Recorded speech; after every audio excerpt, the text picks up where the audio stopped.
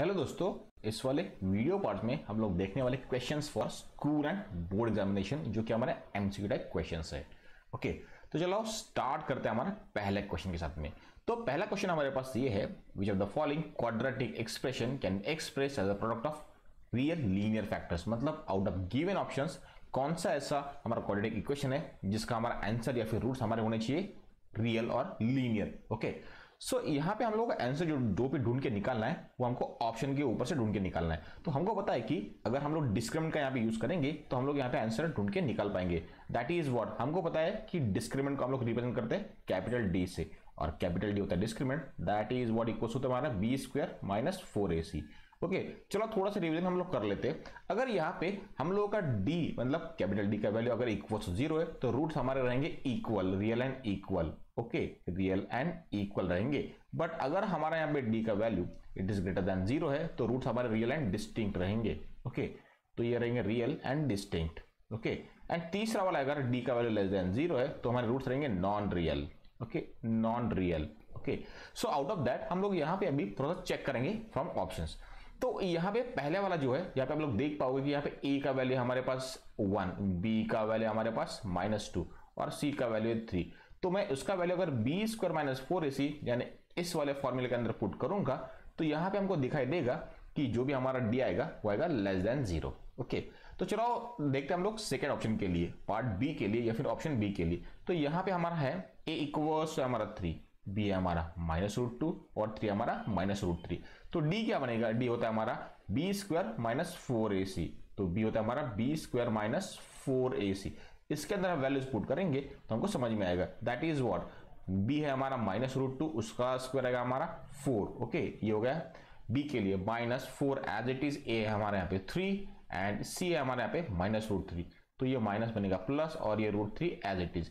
आप लोग देख पाओगे ये हमारा 4, ये बनेगा 12 टाइम्स √3। ओके, तो यहाँ पे एडिशन का साइन है तो ऑब्वियसली जो भी हमारा आंसर आएगा which is what greater than 0, which is what greater than 0 मतलब हमारे x के जो भी वैल्यूज आएंगे विच इज व्हाट रियल और लीनियर रहेंगे। तो उनका प्रोडक्ट ऑब्वियसली हमारा क्या होना चाहिए, यहाँ पे रियल और लीनियर होना चाहिए। ओके, तो यहाँ पे करेक्ट ऑप्शन है हमारा ऑप्शन बी। तो इसलिए हम लोग ऑप्शन सी और ऑप्शन डी के लिए नहीं जाएंगे, और ऑप्शन सी आप लोग देख पाओगे यहाँ पे हमारा आंसर नेगेटिव आएगा फॉर श्योर। ओके, तो चलो अब देखते हैं हमारा next question. Okay, so in next question ये काफी इंटरेस्टिंग क्वेश्चन है। Okay, two candidates attempt to solve quadratic equation of the form. एक क्वाड्रेटिक इक्वेशन दो लोगों ने सॉल्व करने की कोशिश की है। तो इक्वेशन ये था x square plus P X plus Q equals 0, है ना। One start with wrong value, एक ने रॉन्ग वैल्यू के साथ स्टार्ट किया और जो कि p का रॉन्ग वैल्यू था, एंड दूसरा उसने जो रूट्स फाइंड किए थे तो वो था हमारा 2 एंड 6। ओके, और दूसरे ने जब स्टार्ट किया तो उसने q का वैल्यू रॉन्ग फाइंड किया पर उसके रूट्स आए थे 2 एंड -6। तो हमको बोला कि find correct value of equation, इस इक्वेशन का करेक्ट वैल्यू हमको यहाँ पे फाइंड आउट करना है। तो देखो कैसे करना है, काफी इंटरेस्टिंग सवाल है। तो हम लोग क्या करेंगे, जो पहले वाला पर्सन था उसके लिए एक साइड में सॉल्व करेंगे और दूसरा वाला जो है उसको अलग साइड में सॉल्व करेंगे। ओके, तो हमको थोड़ा सा आइडिया आ जाएगा। तो कैसे करना है, देखो हमको पता है कि जो भी हमारे रूट्स होते हैं उनका अगर हम लोग प्रोडक्ट लेंगे तो बन जाएगा क्वाड्रेटिक इक्वेशन। तो पहले वाले पर्सन के लिए हमको पता है कि उसके जो रूट्स थे, एक था x इक्वल्स टू 2 और दूसरा था x इक्वल्स टू 6। तो अगर मैं यहाँ पे लिखूंगा, एक था उसका x इक्वल्स टू 2 और दूसरा था हमारा x equals to what is that 6। Okay, तो अगर मैं यहाँ पे उसको ऐसे लिख दूं, दैट इज व्हाट x -2 पहला ब्रैकेट इनटू x -6 दूसरा ब्रैकेट इक्वल्स टू 0, तो हमको मिलेगा यहाँ पे क्वाड्रेटिक इक्वेशन। तो चलो इसको हम लोग सॉल्व कर देते हैं। पहले ब्रैकेट से दूसरे ब्रैकेट को मल्टीप्लाई करेंगे तो ये बनेगा x स्क्वायर माइनस 6x, ये बनेगा -2x plus 12 equals to 0।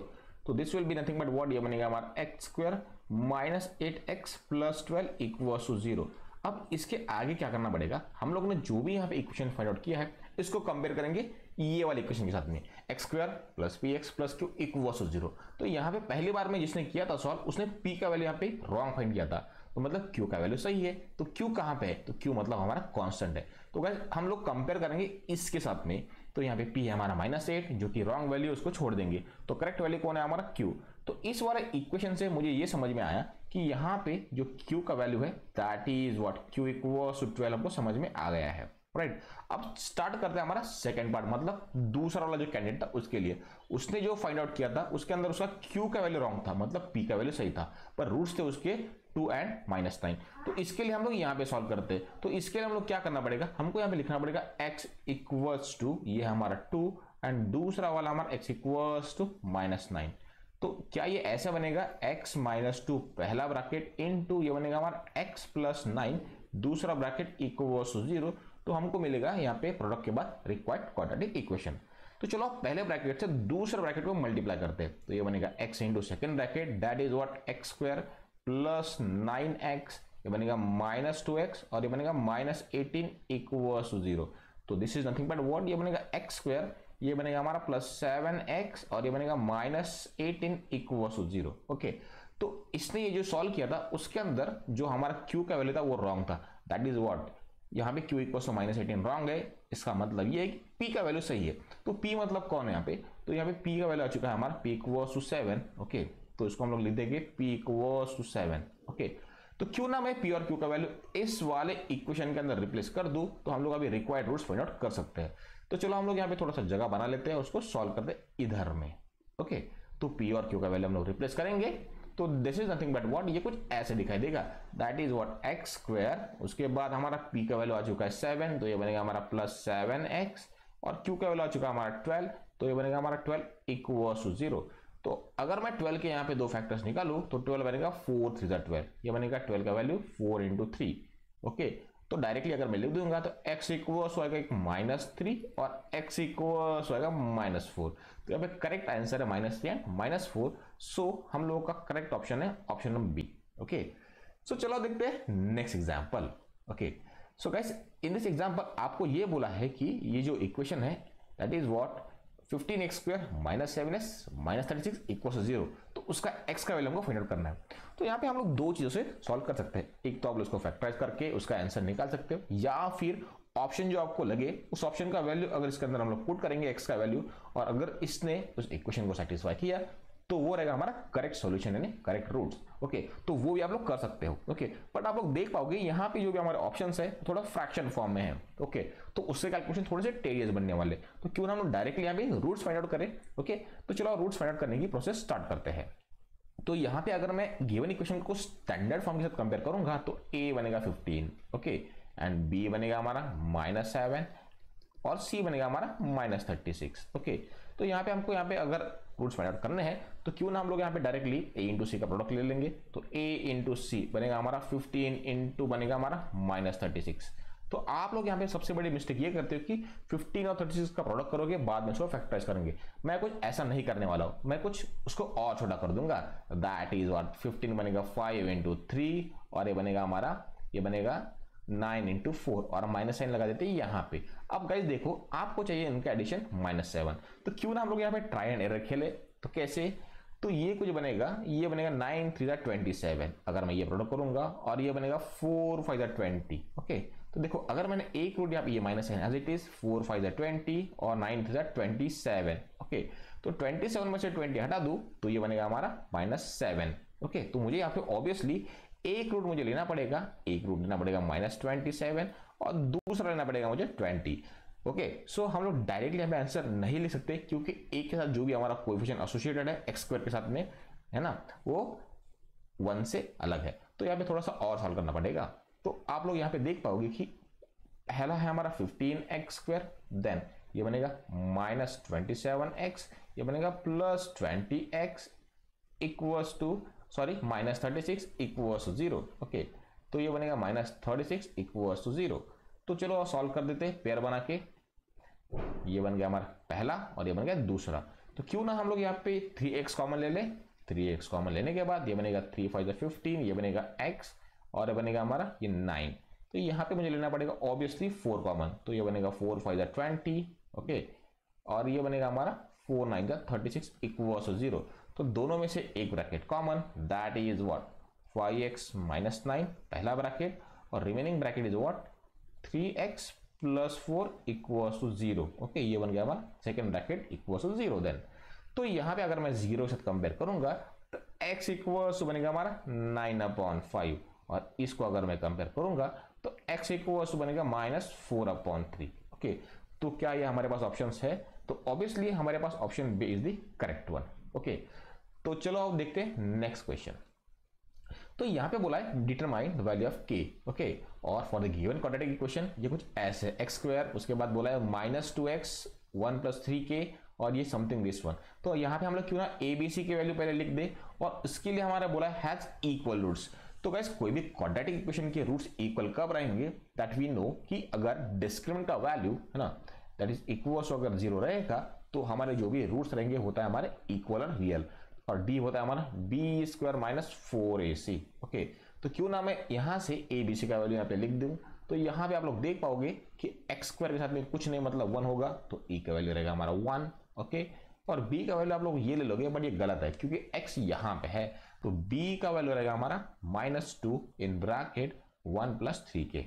Okay, and C का वैल्यू रहेगा हमारा guys remaining value that is what constant, and C equals to है हमारे पास 7 in bracket 3 plus 2k। Okay, तो क्यों ना हम लोग यहाँ पे उसको यूज करें और हमारा जो भी इक्वेशन उसको सॉल्व कर देंगे। तो चलो बी स्क्वायर माइनस 4ac में वैल्यूज हम लोग रिप्लेस करेंगे और दिस इज इक्वल्स टू 0 है, तो b हमारे पास है -2 इन ब्रैकेट 1 प्लस 3k, तो ये बनेगा हमारा -2 in bracket 1 plus 3k whole square. Okay, so this is what ये बनेगा इसका होल स्क्वायर, एंड देन ये बनेगा -4 into A into C, A is 1, C है हमारे यहाँ पे that is what A into है हमारा 7 इंटू इन ब्रैकेट ये हमारा 3 प्लस 2k। तो चलो सॉल्व करते हैं, तो ये बनेगा -2 का स्क्वायर बनेगा हमारा 4। ओके, और ये बनेगा ब्रैकेट के अंदर बनेगा हमारा 1a plus B whole square से इसको हमको सॉल्व करना पड़ेगा, ये बनेगा 1, ये बनेगा 6k। ओके, 3 टू द 6, और ये बनेगा हमारा 9k स्क्वायर। ओके, यहाँ पे ब्रैकेट क्लोज हो जाएगा। Okay, and then next. Okay, और नेक्स्ट में हमको करना है सॉल्व, इसके लिए सॉरी थोड़ा सा उसको हम लोग इरेज करके अच्छे से लिख देंगे। ओके, सो नेक्स्ट है हमारे यहाँ पे 4 7 जा 28 इंटू बनेगा हमारा this is the second bracket that is what 3 plus 2k। So this is nothing but 4 से मल्टीप्लाई करूंगा, ये बनेगा 4, ये बनेगा 24k प्लस ये बनेगा हमारा 36 k स्क्वायर, और 28 से मल्टीप्लाई करेंगे ये बनेगा 84, और ये माइनस साइन -84, और ये बनेगा -56k इक्वल्स टू 0 होना चाहिए, इक्वल्स टू 0। ओके, सो क्या ये स्टैंडर्ड फॉर्म में ऑब्वियसली दिखाई दे रहा है। ओके, और हम लोग अभी आगे सॉल्व करेंगे। सो यहाँ पे रहेगा हमारा that is what 36k square, इधर लिखते हैं हम लोग 36k स्क्वायर, देन ये बनेगा हमारे यहाँ पे 24 और -56 है ना, इनका एडिशन आएगा हमारा यहाँ पे। ऑब्वियसली 56 में से 24 चला गया तो दिस नथिंग बट ये माइनस, ये बनेगा हमारा, ये बनेगा 3 और ये बनेगा 2, ये बनेगा हमारा -32k। ओके, सो ये -32k, एंड देन ये 84 में से 4 चला गया, ये बनेगा हमारा -80 इक्वल्स टू 0। तो क्यों ना हम लोग यहाँ पे 4 से डिवाइड करें, तो ये बनेगा 9k square. Okay, 9k square के बाद बनेगा ये बनेगा -8k, और ये बनेगा -20 इक्वल्स टू 0। ओके, तो यहाँ पे ए बी सी की वैल्यू पास हमारे पास आ चुकी है। अगर मैं फॉर्मूला से इसको सॉल्व करूंगा तो हमारा आंसर की का वैल्यू आ जाएगा। तो यहाँ पे करेक्ट आंसर होना चाहिए ऑप्शन सी। ओके, तो यहाँ पे आएगा एक वैल्यू के का आना चाहिए हमारा के इक्वल्स टू, और एक आएगा हमारा के इक्वल्स टू -10/9। ओके, तो आई होप आपको सब कुछ समझ में आ रहा है। Okay, if you like please subscribe our channel. चलो देखते हैं नेक्स्ट क्वेश्चन। ओके, सो यहाँ पे बोला हुआ है कि find the discriminant of the equation. Discriminant find out करना है, काफी इजी सवाल है और ये आपको काफी बार बोर्ड एग्जाम में दिखाई देगा ऐसे कुछ सवाल। तो डिस्क्रिमिनेंट मतलब होता है डी, और दैट इज व्हाट होता है हमारा बी स्क्वायर माइनस 4ac। तो क्यों ना फाइंड आउट कर ले हम लोग, तो यहाँ पे हम लोग कंपेयर करेंगे तो a का वैल्यू हमारे पास है -3, b का वैल्यू हमारे पास है 2 एंड c का वैल्यू हमारे पास है -8। तो B square minus 4ac find out करना है, तो b का वैल्यू 2 का वैल्यू 2 का स्क्वायर 4, सॉरी 2 का स्क्वायर है ये, है ना। देन नेक्स्ट हमारा है ये minus sign 4 as it is, और a है हमारे पास में -3 और c है हमारे पास में यहाँ पे -8। ओके, तो कुल मिला के ये बनेगा 4, ये बनेगा हमारा ये बनेगा 4 और ये बनेगा हमारा 24, और फिर से minus sign as it is रहेगा। ओके, तो ये बनेगा 4, ये बनेगा 96। ओके, और 96 -96 प्लस 4 बनेगा हमारा -92। तो करेक्ट आंसर है हमारा डिस्क्रिमिनेंट का d equals to -92 is the correct answer. Okay, तो option is the correct one. तो चलो देखते हैं हमारा नेक्स्ट क्वेश्चन। तो यहां पे बोला हुआ है हम लोगों के लिए, okay, so the nature of the roots of the equation, इसका रूट का जो नेचर हमको फाइंड आउट करने के लिए बोला है। तो हम लोगों ने ऑब्वियसली ये सॉल्व किया है पहली बार में ही। तो एक बार हम उसको फटाक से कर देते हैं, डिस्क्रिमिनेंट निकाल के हम लोग यहाँ पे नेचर डिफाइन कर सकते हैं। That is what D equal बनेगा हमारा B square minus 4ac। Obviously हमारा ए बी सी का वैल्यू अगर आपको पता होगा तो आप लोग उसको नो टाइम में सॉल्व कर सकते हो। तो यहाँ पे आप दिखाई पाएगा कि a equals to 1, b equals to है -5, c इक्वल्स टू हमारा यहाँ पे 7। तो b स्क्वायर मतलब बनेगा हमारा -5 का square, okay, -4ac -4 as it is into a into C, a is 1 and c is what 7।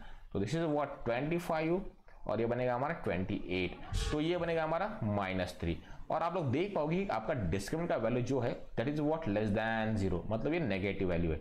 और हमको पता है कि अगर डिस्क्रिमिनेंट हमारा नेगेटिव होता है तो हमारे रूट्स होते हैं इमेजिनरी यानी नॉन रियल रूट्स। तो इसका करेक्ट आंसर आना चाहिए option A, no real roots. तो यहाँ पे आप लोग बहुत सारे बोलेंगे can not be determine, but ऐसा नहीं है। क्लास 10 में हम उसको डिटरमाइन नहीं कर पाएंगे, बट क्लास 11 में हम लोग उसको कर सकते हैं। तो राइट नाउ उसका करेक्ट आंसर है no real roots, option A the correct one. Okay, तो देखते हैं हमारा नेक्स्ट पार्ट यानी नेक्स्ट एग्जांपल। ओके, तो नेक्स्ट एग्जांपल बोला है कि find the value of k such that the sum of the squares of the roots of the quadratic equation. ये जो हमारा पास क्वाड्रेटिक इक्वेशन है उसका जो रूट्स है उसके स्क्वायर की सम हमको बोला कि 40, और हमको इसके अंदर जो k अननोन है उसका वैल्यू फाइंड आउट करना है। तो काफी इंटरेस्टिंग और इजी सवाल है और ऑलरेडी हम लोगों ने पॉलिनोमियल्स में इसको सॉल्व किया हुआ ऐसा कुछ सवाल। तो सबसे पहले आपको बता दो कि मैंने यहाँ पे ये हमारा क्वाड्रेटिक इक्वेशन है, हमारे पास दो रूट्स होना जरूरी है। तो एक रूट को मानेंगे हम अल्फा और दूसरे को मानेंगे हम लोग बीटा। ओके, अल्फा और दूसरा रहेगा हमारा बीटा। तो यहाँ पे उनका स्क्वायर का एडिशन बोला है, that is what alpha square plus beta square, है ना, उनका स्क्वायर का एडिशन बोला है 40। ओके, और हमको पता है कि सम ऑफ जीरोस होता है हमारा अल्फा प्लस बीटा होता है हमारा -b/a, और प्रोडक्ट ऑफ जीरोस होता है हमारा यहाँ पे c/a। तो क्यों ना हम लोग उसको ए बी सी का वैल्यू सबसे पहले लिख दे स्टैंडर्ड फॉर्म से कंपेयर करके। तो यहाँ पे बनेगा a इक्वल्स टू 1, b बनेगा हमारा -8 एंड c इक्वल्स बनेगा k। आप लोग देख पाओगे इस वाली इक्वेशन के ऊपर से। तो यहाँ पे -b/a मतलब अल्फा प्लस बीटा बनेगा हमारा सिर्फ -8, ओके, एंड -8 एंड सॉरी ये बनेगा हमारा +8, और देन आप c/a आप लोग देख पाओगे यहाँ पे equals to k। Okay, a हमारा 1 है इसलिए। तो यहाँ पे alpha square plus beta square हम लोग को ऑलरेडी यहाँ पे 40 गिवन है। Okay, so this is what given. तो हमको यहाँ पे k का वैल्यू निकालना है। तो कैसे करेंगे गाइस? तो हम लोग थोड़ा सा यहाँ पे एक चीज कर लेते हैं, that is what alpha plus beta का होल स्क्वायर करेंगे। तो this is nothing but what alpha square plus beta square, so 2 time alpha beta आएगा, right. So alpha plus beta हमको पता है क्या, obviously -b/a, that is what -b/a मतलब हमारा +8 आपको यहाँ पे गिवन है। सो बनेगा 8 का स्क्वायर, है ना, alpha square plus beta square given that is what 40, और 2 times alpha into beta. So alpha into beta होता है हमारा c/a, और जिसका वैल्यू हमारे पास k है। ओके, तो चलो सॉल्व कर देते हैं। तो ये बनेगा हमारा 8 का स्क्वायर मतलब बनेगा हमारा 64 इक्वल्स टू हमारा 40 प्लस 2 टाइम्स k। तो 64 में से हम लोग 40 माइनस कर देंगे, तो ये हमारा 24 इक्वल्स टू 2k, और 24 को 2 से डिवाइड करेंगे तो k इक्वल्स बनेगा 2, यानी option B is the correct one. तो हम लोगों ने थोड़ा सा यहाँ पे पॉलिनोमियल चैप्टर का भी थोड़ा सा रिवीजन कर लिया है। तो चलो देखते हैं हमारा नेक्स्ट एग्जांपल। ओके, तो यहाँ पे हम लोगों को बोला है कि the hypotenuse the length of hypotenuse of a right angle triangle exceed the length of its base by 2, है ना। जो भी हमारा हाइपोटेनियस है ना, उसका जो लेंथ है उसके जो भी ट्रायंगल है उसके बेस से 2 बड़ा है, and exceed the twice the length of altitude by 1, और जो एल्टीट्यूड रहेगा उसका डबल +1 करना पड़ेगा, तब जाके उसके हाइपोटेनियस का हमको लेंथ मिलेगा। तो गाइस आपको यहाँ पे तीनों का लेंथ फाइंड करने के लिए बोला है। तो ऐसे वाले एग्जांपल्स में एमसीक्यू टाइप क्वेश्चंस में ऑप्शन के ऊपर से सॉल्व करूंगा। कैसे? तो आप लोग यहाँ पे थोड़ा सा समझ सकते हो। मैं सबसे पहले यहाँ पे एक ट्रायंगल ड्रॉ करने की कोशिश करता हूँ, ऑलराइट, और उस ट्रायंगल को ड्रॉ करने के बाद हम लोग थोड़ा सा यहाँ पे गेस करेंगे हमारे आंसर्स क्या होने चाहिए। तो चलो हम लोग सबसे पहले ट्रायंगल ड्रॉ करते हैं।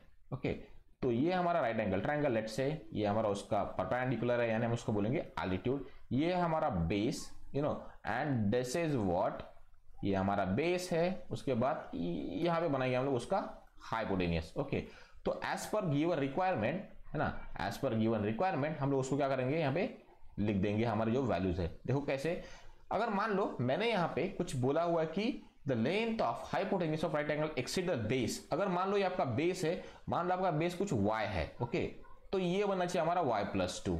ओके, हाइपोटेन्यूज आपका बनना चाहिए y+2।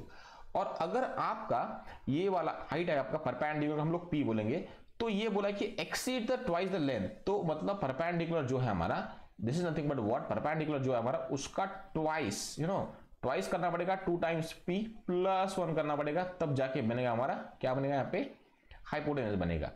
तो यहाँ पे आप लोग समझ सकते हो कि सबसे पहले आप लोग देखो कि यहाँ पे बेस और हाइपोटेनियस में कितना डिफरेंस है, 2 का डिफरेंस है। तो क्यों ना हम लोग ऑप्शन में से देख लें, यहाँ पे 2 का डिफरेंस यहाँ पे भी है, यहाँ पे 2 का डिफरेंस नहीं है, तो ये वाला ऑप्शन तो नहीं चलेगा। यहाँ पे 2 का डिफरेंस है क्या, यहाँ पे भी नहीं है, तो ये वाला ऑप्शन भी नहीं चलेगा। तो यहाँ पे 15 और 17 ये 2 का डिफरेंस है, मतलब यहाँ पे अगर 15 को हम लोगों ने बेस पकड़ लिया तो 17 जो होगा गाइस, 15 को अगर हम लोगों ने यहाँ पे बेस पकड़ लिया तो 17 हमारे यहाँ पे हाइपोटेनस हो सकता है। तो मैं उनके नीचे लिख सकता हूँ, मान लो ये B है तो ये हाइपोटेनस हो सकता है, ये अगर B है तो यहाँ पे ये हाइपोटेनस हो सकता है, तो अगर ये B है तो 8 हाइपोटेनस हो सकता है। बट यहाँ पे आप लोग देख पाओगे कि 8 जो है वो छोटा नंबर है एज कम्पेयर टू 10, तो हाइपोटेनस होता है सबसे लंबा, तो देयरफॉर ये 6 और 8 पेयर नहीं बनेगा। और दूसरी बात ऐसी है हमारे लिए यहाँ पे कि सेकेंड वाला पार्ट हमको क्या बोला है यहाँ पे, जो भी हमारा एल्टीट्यूड है ना, एल्टीट्यूड का डबल करेंगे, एल्टीट्यूड का डबल करेंगे और उसके अंदर 1 ऐड करेंगे तो मिल जाएगा हमको यहाँ पे हाइपोटेनस। तो एल्टीट्यूड मान लो अगर यहाँ पे 8 है, उसका डबल आएगा 16, एल्टीट्यूड को हम लोग बोलेंगे यहाँ पे A, उसका डबल आएगा 16 + 1 बन गया हमारा हाइपोटेनियस। तो ये ऑप्शन हमारा एकदम मैच कर रहा है। अब यहाँ पे मान लो हम लोगों ने इसको एल्टीट्यूड कहा तो 6 का डबल बनेगा 12, 12 + 1 बनेगा 13, तो ये यहाँ पे हाइपोटेनस तो 10 है, तो ये नहीं बन रहा है, तो इसलिए हमारा करेक्ट ऑप्शन है ऑप्शन सी। तो एमसीक्यू टाइप क्वेश्चंस में या फिर कॉम्पिटिटिव एग्जामिनेशन में आपको अगर नो टाइम में या फिर लेस टाइम में आपको क्वेश्चन सॉल्व करके रैंक लेके आना है तो आपको यही वाला तरीका यूज करना है फॉर श्योर, क्योंकि एमसीक्यू टाइप क्वेश्चंस में आपको आंसर गेस करने के मार्क्स मिलते हैं। ओके, तो चलो देखते हैं हमारा नेक्स्ट क्वेश्चन। तो यहाँ पे बोला है कि अ 2 digit number is such that the product of its digit 12, है ना, 2 डिजिट नंबर है, उनका जो डिजिट है उसका प्रोडक्ट हमारे पास 12 है, और आगे बोला है कि when 9 is added to the number the digit get interchange, मतलब कुछ ऐसा नंबर है, मान लो कि हमारे पास एक नंबर है 2 डिजिट, तो x और y उसकी डिजिट्स है, तो x इंटू वाई बोला है मान लो 12, और अगर उनके अंदर हम लोग 9 ऐड करें, that is what X Y के अंदर अगर मैं 9 ऐड करूंगा तो यहाँ पे x का जगह y ले लेगा और y का जगह x ले लेगा। ओके, तो ऐसा कुछ करना है, तो क्यों ना मैं यही चीज यहाँ पे फिर से ऑप्शन के ऊपर चेकआउट करूं, तो उनका डिजिट का प्रोडक्ट 12 चाहिए, तो क्या क्या ऑप्शन हमारे पास है, तो 6 ये बनेगा 6 2 12, ये भी सही है, 4 3 12 ये भी सही है, ये भी सही है और ये भी सही है, तो चलो 4 ऑप्शन सही है। बट अब 9 इज एडेड, तो 62 के अंदर अगर मैंने यहाँ पे 9 ऐड करूंगा, देखो 62 + 9, ओके, ये बनेगा 71, तो यहाँ पे डिजिट इंटरचेंज नहीं हो गए, तो ये नहीं है, तो ये ऑप्शन अगर हमारा यहाँ पे डिस्कार्ड हो चुका है। देन नेक्स्ट, ओके, तो 34 के अंदर अगर मैं 9 ऐड करूंगा तो ये कितना बनना चाहिए, दैट्स विल बी व्हाट 43, तो देखो 4 का जगह 3 ने ले लिया है ना, और 3 का जगह यहाँ पे 4 ने ले लिया है, तो यहाँ पे डिजिट हमारे इंटरचेंज हो चुके हैं, यानी करेक्ट ऑप्शन है ऑप्शन बी। तो 26 के अंदर भी मैं अगर यहाँ पे 9 ऐड करूंगा तब आंसर आएगा 35, इसलिए भी ये नहीं होगा, और 43 के अंदर भी अगर मैं 9 ऐड करूंगा तो हमारे यहाँ पे आंसर आना चाहिए 52, तो ये भी हमारा रॉन्ग है, तो करेक्ट आंसर है ऑप्शन डी। तो हम लोगों ने इसको ऑप्शन के ऊपर से सॉल्व कर दिया है, वैसे भी आप लोग उसको इक्वेशन फॉर्म करके भी सॉल्व कर सकते हो। तो चलो देखते हैं आज का लास्ट क्वेश्चन। तो इस वाले क्वेश्चन में क्या बोला है हम लोग एक बार चेक करते हैं। Okay, a shopkeeper buys number of books for ₹80। Okay, तो उसने 80 रुपीज में कुछ नंबर ऑफ बुक्स बाय की है, if had bought 4 more books, ज्यादा बाय करेगा तो एक बुक का कीमत है 1 रुपीज से लेस हो जाएगा। तो कैसे उसको सोचना है आप लोग थोड़ा ध्यान दीजिए, हम लोग उसको फिर से ऑप्शन के ऊपर से सॉल्व करेंगे और ये आपके लिए बहुत सीखने लायक चीज है। तो कैसे, मान लो कोई भी आपका अमाउंट होता है, आप लोगों ने कुछ चीजें बाय किया, तो वो वाला अमाउंट होता है द प्रोडक्ट ऑफ 2 क्वांटिटीज। एक रहेगा आपका होता है, मान लो यहाँ पे आप लोगों ने कितना क्वांटिटी बाय किया है, तो हम लोग उसको बोलेंगे नंबर ऑफ बुक्स। ओके, और दूसरा रहेगा हमारे यहाँ पे रेट, है ना, द रेट मतलब है ना, द रेट ऑफ 1 बुक। तो आप लोगों ने मान लो यहाँ पे अमाउंट आपका फिक्स है, दैट इज व्हाट 80, उसको आपको कुछ नहीं करना है, तो नंबर ऑफ बुक्स हम लोग x मानेंगे और रेट को हम लोग y मानेंगे। ओके, ये बन गया हमारा इक्वेशन 1। ओके, हम लोग उसको तो ऑप्शन से सॉल्व करने वाले, बट नेक्स्ट टाइम में क्या बोला हम लोगों ने, अगर मैं यहाँ पे नंबर ऑफ बुक्स बढ़ा दूं, कितना +4 कर दूं, तो ये बनेगा x + 4, ये बनेगा x + 4, और बट यहाँ पे जो रेट है वो 1 रुपीज से माइनस होने वाला, दैट इज व्हाट y - 1, इसको को इक्वेशन नंबर 2। अब मैं इसको सॉल्व करूंगा ऑप्शंस के ऊपर से। अब ये मैं आपको समझाने के लिए मैंने लिखवा के दिया, ओरली करेंगे तो भी और भी है जल्दी टाइम में हो जाएगा। कैसे? सबसे पहले देखो x into Y, obviously x और y 80 को डिवाइड करना चाहिए, तो जो भी हमारे ऑप्शंस रहेंगे वो 80 को डिवाइड करने चाहिए। जो डिवाइड नहीं करेगा वो ऑप्शन हमारे यहाँ पे एलिमिनेट हो जाएंगे। ओके, तो कौन कौन से ऑप्शन हमारे पास अवेलेबल है और कौन कौन से नहीं है जो कि एलिमिनेट होने वाले, एक बार चेक करते हैं। तो सबसे पहले आप लोग देखिए कि जो भी हमारा यहाँ पे 8 और 16 जो है 80 को डिवाइड करेंगे तो यहाँ पे ए और बी हमारे यहाँ पे सस्टेन करेंगे। 24 और 28 जो है वो 80 को डिवाइड नहीं करेंगे, एक्स और वाई का वैल्यू नहीं बनेगा, तो इसलिए ये ऑप्शन हमारे यहाँ पे एलिमिनेट हो चुके हैं। तो अब गिवन ऑप्शन में से हम लोग ये चेक करेंगे कि how many book did he buy. तो यहाँ पे हम लोग को आंसर जो गिवन है बुक का गिवन है, तो हम लोगों ने बुक को एक्स माना हुआ है, तो मैं पहली बार में क्या करता हूँ, हमारा जो बुक है मैं उसको मानता हूँ 8। ओके, अगर हम लोगों ने 8 माना तो 8 10 जा 80 है ना, तो ये 80 है, मतलब एक बुक का कीमत बनेगा 10 रुपीज। ओके, ये तो हो गया इक्वेशन 1 सेटिस्फाइड। देन नेक्स्ट, अगर हम लोगों ने उसका कीमत 4 से बढ़ा दिया है ना, 8 था पहले, अब 4 बढ़ा तो बनेगा 12। तो 12 बनाने के बाद तो y माइनस 1 मतलब क्या, यहाँ पे ये 9 बनेगा। y पहले 10 था, अब ये 10 माइनस 1 मतलब 9 बनेगा। तो ये ऑब्वियसली ये प्रोडक्ट नॉट इक्वल्स टू 80 है, तो ये ऑप्शन भी हमारा चला गया, मतलब ये हमारा रॉन्ग है। तो remaining option is the 16 is the correct one. But उसको भी एक बार चेक कर लेते हैं हम लोग। ओके, तो इसको हम थोड़ा सा यहाँ पे इरेज कर लेंगे सबसे पहले। ओके, एंड देन हम लोग इसको एक बार फिर से चेक करेंगे। तो आप लोग फिर से एक बार समझ लो कि मैं क्या बोलने की कोशिश कर रहा हूँ। तो रिमेनिंग ऑप्शन है हमारा ऑप्शन बी, और करेक्ट हमको पता है बट एक बार उसको चेक कर लेते हैं। तो मानो यहाँ पे नंबर ऑफ बुक 16 है। ओके, 80 हमारा टोटल हमारा अमाउंट है, तो कितना आना चाहिए, ये आना चाहिए हमारा 5। ओके, अब हम लोगों ने क्या किया, तो यहाँ पे बुक का कीमत जो है, नंबर ऑफ बुक्स हम लोग यहाँ पे बढ़ा दिया, तो 16 प्लस 4 बनेगा हमारा 20 है ना। अब हम लोगों ने यहाँ पे अमाउंट जो है वो चेंज नहीं किया, तो अमाउंट हमारा 80 ही रहेगा। ओके, बट अब कितना बना चाहिए, अगर मैं 80 को 20 से डिवाइड करेगा तो ये बनेगा हमारा, ये बनेगा 4। तो देखो ये क्या y माइनस 1 है, तो पहले y का वैल्यू हमारा 5 था, तो 5 माइनस 1 बन गया 4।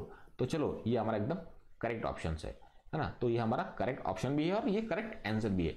तो आप लोगों को ये सब कुछ समझ में आ गया होगा। अगर आप लोगों को हमारे वीडियोस पसंद आ रहे होंगे तो आप इसको डेफिनेटली लाइक कीजिए, सब्सक्राइब कीजिए, और हमारा यहाँ पे ऐप भी आप लोग डाउनलोड कर सकते हो। तो आप लोग यहाँ पे वैरायटी ऑफ एग्जाम्पल्स आप यहाँ पे देख पाओगे with proper notes and some, यहाँ पे आप लोग ऑनलाइन टेस्ट भी दे सकते हो। ओके, तो लिंक मैंने यहाँ पे डिस्क्रिप्शन में दिया है। Thank you very much.